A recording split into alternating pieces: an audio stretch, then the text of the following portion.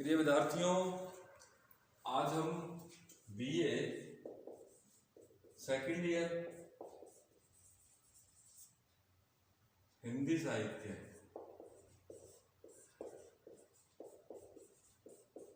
के अंतर्गत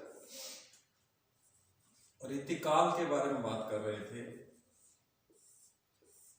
रीतिकाल के अंतर्गत 2 नंबर के छोटे छोटे प्रश्न आते हैं, उन पर चर्चा करेंगे, उन पर बात करेंगे।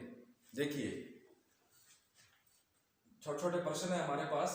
देखिए, पहला प्रश्न है कि रीति संप्रदाय के प्रवर्तक किसको माना जाता है? तो रीति संप्रदाय के प्रवर्तक कौन है? आचार्य वामन। रीति संप्रदाय के प्रवर्तक हैं आचार्य वामन। अब अगला प्रश्न है, रीतिकाल के प्रवर्तक किसे माना जाता है? रीतिकाल के प्रवर्तक किसे माना जाता है? तो रीतिकाल के प्रवर्तक माना जाता है चिंतामणि त्रिपाठी को। रीतिकाल के प्रवर्तक माना जाता है चिंतामणि त्रिपाठी को। अगला प्रश्न है, रीति ग्रंथों की परंपरा के प्रवर्तक। रीति ग्रंथों की परंपरा के प्रवर्तक केशवदास को माना जाता है। किसको माना जाता है? केशवदास को माना जाता है। आपके ये 2 नंबर के छोटे प्रश्न आ जाते हैं। अब देखिए, रीतिकाल का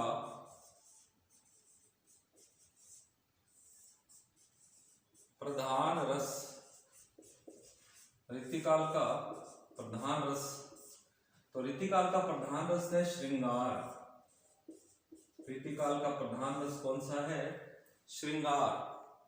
रस आपके बीए फाइनल में लगते हैं, रसों का अध्ययन हम बीए फाइनल में करेंगे। फिलहाल सेकेंड ईयर में श्रृंगार रस और रीतिकाल के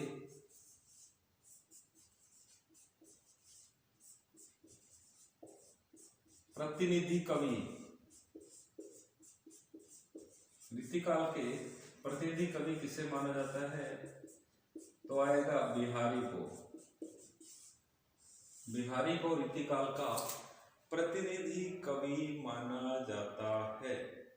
तो आपने 4 प्रश्न किए। रीति संप्रदाय प्रवर्तक आचार्य वामन, रीतिकाल के प्रवर्तक चिंतामणि त्रिपाठी, रीति ग्रंथों की परंपरा के प्रवर्तक केशवदास, रीतिकाल का प्रधान रस श्रृंगार, रीतिकाल के प्रतिनिधि कवि बिहारी। अब हम चर्चा करते हैं एक प्रश्न जो हर साल एग्जाम में आता है कि रीति मुक्त, हम इसको हटाएंगे कि एक प्रश्न है, रीति बद्ध, रीति मुक्त तथा रीति सिद्ध। रीति सिद्ध, रीतिबद्ध, रीति मुक्त, रीति सिद्ध किन्हें कहा गया? रीति मुक्त कौन है, रीतिबद्ध कौन है तथा रीति सिद्ध कवि किन्हें कहा गया? इसके अलावा रीतिकाल के अन्य परिवर्तियों में भक्ति की रचनाएं भी लिखी गई, वीर काव्य भी लिखा गया अलग से, नीति काव्य भी लिखा गया। लेकिन मुख्य रूप से रीतिकाल को 3 भागों में बांटा गया है, रीतिबद्ध, रीति मुक्त और रीति सिद्ध। हर साल इसमें से प्रश्न आता है, या तो पूछा जाता है कि रीतिबद्ध किसे कहेंगे, रीति मुक्त किसे कहेंगे या रीति सिद्ध किसे कहेंगे, या दोनों में अंतर तीनों में अंतर पूछ लिया जाता है। या प्रश्न ऐसे आता है कि इनके प्रमुख कवि बताओ, रीति मुक्तबद्ध कवि प्रमुख कौन से हैं, रीति मुक्त कौन से हैं, रीति सिद्ध कौन से हैं। एक बार प्रश्न ऐसे भी आया था कि आपकी पाठ्य पुस्तक में संकलित रीतिकालीन कवियों में कौन सा कवि रीति मुक्त है, इस तरह ये प्रश्न आया हुआ है। चलिए हम बात करते हैं रीतिबद्ध। तो रीतिबद्ध किसे कहेंगे? रीतिबद्ध कहेंगे जो रीति की परंपरा से बंधे हुए थे, जो रीति की परंपरा से बंधे हुए थे। अब इसको यूं स्पष्ट कर सकते हैं कि संस्कृत के लक्षण ग्रंथों के आधार पर, संस्कृत के लक्षण ग्रंथों के आधार पर हिंदी में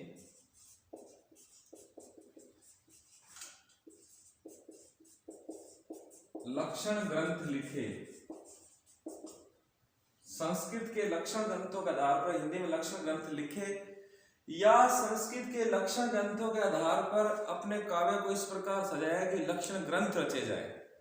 तो संस्कृत के लक्षण ग्रंथों के आधार पर हिंदी में लक्षण ग्रंथ लिखे, लक्षण ग्रंथ की परंपरा चलाई, या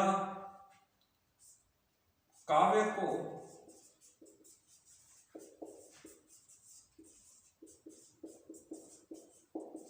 लक्षण ग्रंथों में सजाया।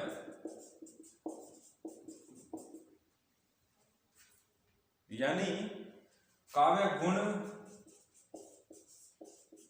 रस, छंद, अलंकार, काव्य गुण, रस, छंद, अलंकार, नायिका भेद, नायक नायिका भेद, इनके ध्यान में रहे। काव्य गुण, रस, छंद, अलंकार, नायक नायिका भेद को ध्यान में रखते हुए लक्षण ग्रंथों की रचना की और इससे अपने काव्य को सजाया। ये रीति की परंपरा से बंधे हुए थे। तो मैं कह सकता हूं कि संस्कृत के लक्षण ग्रंथों के आधार पर हिंदी में इन्होंने लक्षण ग्रंथों की रचना की, रीति की परंपरा से बंधे हुए थे। रीति की परंपरा से बंधना मतलब काव्य गुण, रस, छंद, अलंकार, नायक नायिका भेद इनके ध्यान में रहे। इसके आधार पर उन्होंने लक्षण ग्रंथों की रचना की और अपने काव्य को इससे सजाया। तो रीतिबद्ध प्रमुख कवि कौन से हैं? आपके पाठ्यक्रम में लगते हैं केशव दास, पद्माकर, देव भूषण, मतीराम, ये आपके पाठ्यक्रम में लगते हैं। कवि और भी हैं, लेकिन आपके पाठ्यक्रम में ये लगते हैं, पाठ्य सिलेबस में आपके ये कवि लगते हैं। इनका हम अध्ययन करेंगे। आपसे प्रश्न पूछ लिया जाएगा कि रीतिबद्ध कवि बताओ, तो ये वाले कवि अपने को बताने हैं। तो ये रीतिबद्ध हो गया। अब देखिए इसका विपरीत, इसके विपरीत हम बात करेंगे रीति मुक्त कवियों की। तो रीति मुक्त कवि कौन से हैं? अगर मैं इसको इस तरह लिखूं कि रीति मुक्त,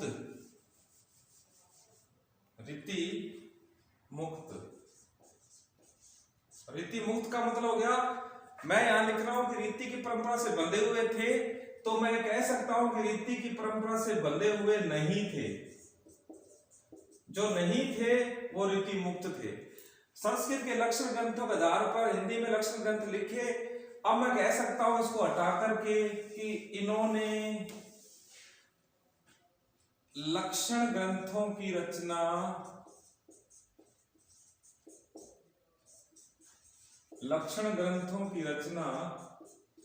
नहीं की। अगर लक्षण ग्रंथों की रचना नहीं की तो क्या किया इन्होंने? क्या किया? अपने हृदय के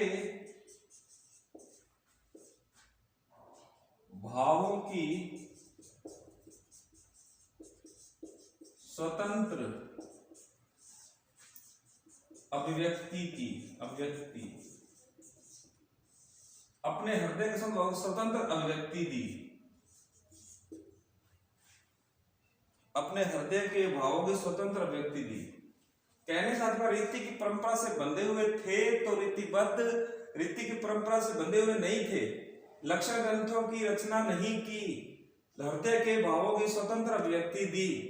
मतलब जो दिल में आया, जो मन में भाव उठा, वो इन्होंने लिखा।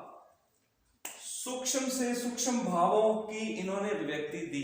कहने से तात्पर्य ये किसी प्रकार के बंधन में बंधे हुए नहीं थे, इनको लक्षण ग्रंथों से कोई लेना देना नहीं था। जो दिल में आया वो लिखा, जो दिल में आया, जो भाव, जो मन में सुंदर भाव उठा,